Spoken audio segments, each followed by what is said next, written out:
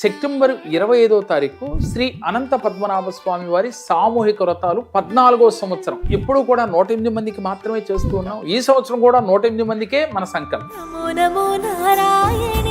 ముఖ్యంగా ఈ పూజ చేయటం వల్ల పూజ కాల సర్ప నాగదోషాలు తొలగిపోతాయి. దీనితో పాటుగా జీవితంలో ఆనంద స్థితి, రెండోది మీ ముక్తి స్థితిని కూడా పొందే అవకాశాలు ఉంటాయి. ఎంతో మంది మునులు ఋషులు ఈ వ్రతాన్ని ఆచరించి ఇహపరమందు సర్వసౌఖ్యాలు పొంది భగవంతుల్లో ఐక్యమైనట్లుగా తెలుస్తుంది.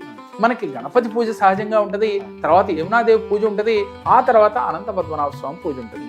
ఈ క్రతువుల్లో ఓ స్టెప్ బై స్టెప్ వీళ్ళని వారిలో ఉన్న భగవంతుణ్ణి గుర్తించే స్థితికి తీసుకొస్తాం. వారు దైనందిన జీవితంలో ఇంట్లో చేసుకునే పూజ కూడా అదే విధంగా చేయడం మొదలు పెడితే 100% వాడు కోరికలు అన్నీ తీరుతాయి. ముఖ్యంగా ఆనంద స్థితి, కర్మల్ని నివృత్తి చేసుకునే విధంగా ఈ పూజ జరుగుతూ ఉంది.